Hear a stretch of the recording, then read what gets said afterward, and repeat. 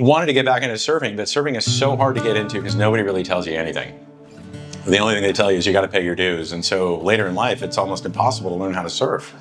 And I read an article in the New York Times about this place that had broken down the art of surfing and was telling people about how to surf later in life, not as like a 6-year-old or a 12-year-old. And a lot of places are not worth the hype of waiting for a year and a half, but I got to say this was definitely worth it.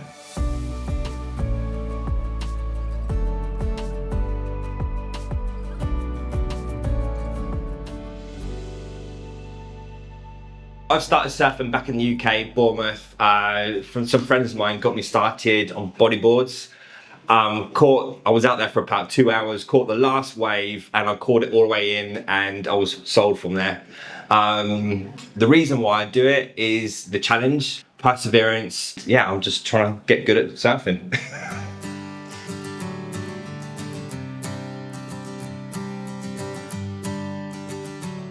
For me, about 4 years ago, I was working on a yacht and spending a lot of time on the water. And my good friend Nina, who lives in Nasara, told me about Surf Simply.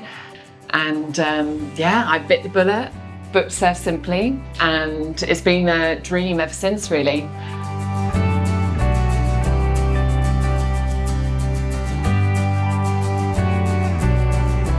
Well, we live near the ocean, let's just take a surf lesson.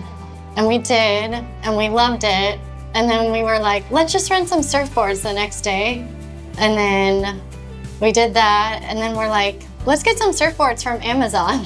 So we bought a couple foamies, and then after a month it got cold, so then we had to buy wetsuits. Yeah, and then once we bought wetsuits, we were like, okay, we're surfing now. And then after 6 months, we bought some real boards, and now it's our life.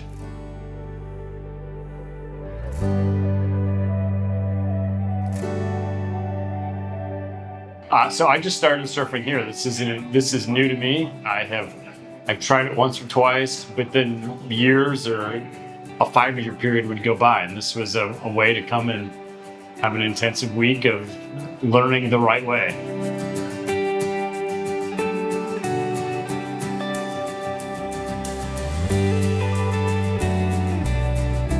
I have family in Southern California, and so I went to Southern California for senior year of high school. And it was kind of the thing to do then. And so I started then, but it was almost for like 6 months, but then I hadn't done it for literally 35 years. I always wanted to start surfing. I grew up in Australia, so it's just part of the culture. But I didn't have the opportunity until undergrad. I took a rec class. And then, the career and education derailed everything. And now I'm trying to make up for lost time. It's a great way to decompress and really be in the moment. Midlife crisis got me into surfing. I moved from New York City to California, and I really only found my footing in the Bay Area when I took a surf lesson at Cal's Beach in Santa Cruz, and something just gripped me.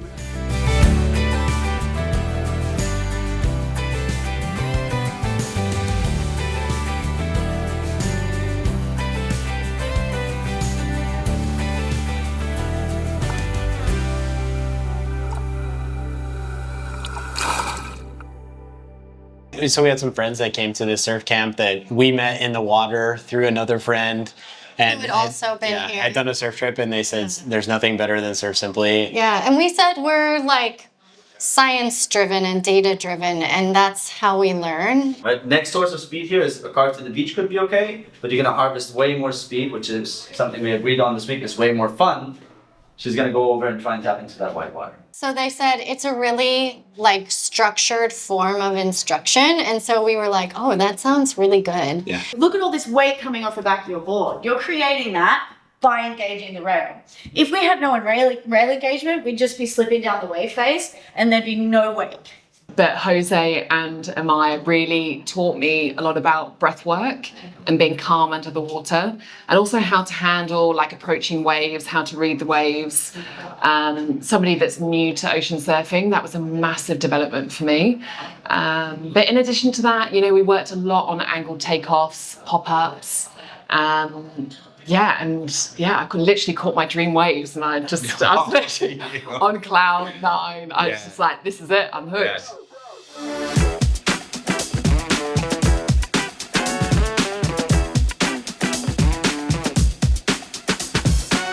All the way over at level 1, basic beginner, we started with pop-up and we moved to, stance, then we moved into the whitewater, and then we moved into straight takeoffs out of unbroken waves, and where I am today is working on angled takeoffs in the unbroken water. We can just count how many seconds he's just holding that position. See how much he's holding, and then when he goes for the pop-up, see that again the nose never comes up.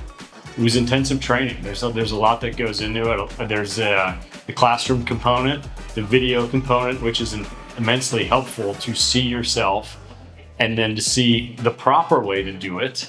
And you can really see your deficits and what you need to work on. Oh, Teal was amazing. She took us back to the basics. So we worked on the functional stance, then we reviewed the carve, the cutback, pumping, and put it all together.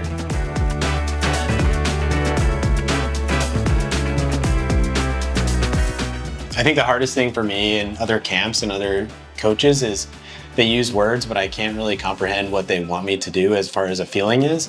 But having the same coach in the water and then coming in these rooms and sitting down with the video, and they show you, and then they show another instructor doing the same thing, and you can sit there and talk until you understand what their words mean and what that feeling is supposed to be, and then you go back out in the afternoon and you can do it.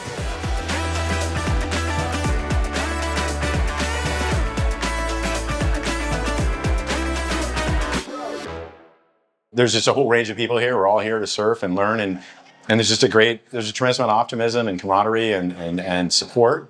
And in learning a complicated sport like surfing, I mean, that's just kind of invaluable, along with the coaches. So the camaraderie is really amazing, It's almost like a journey. So from the moment that you walk in the door, the whole initial interaction with the staff, I kept on saying to Harry, the owner, you've hired the people so well. Everybody is so kind.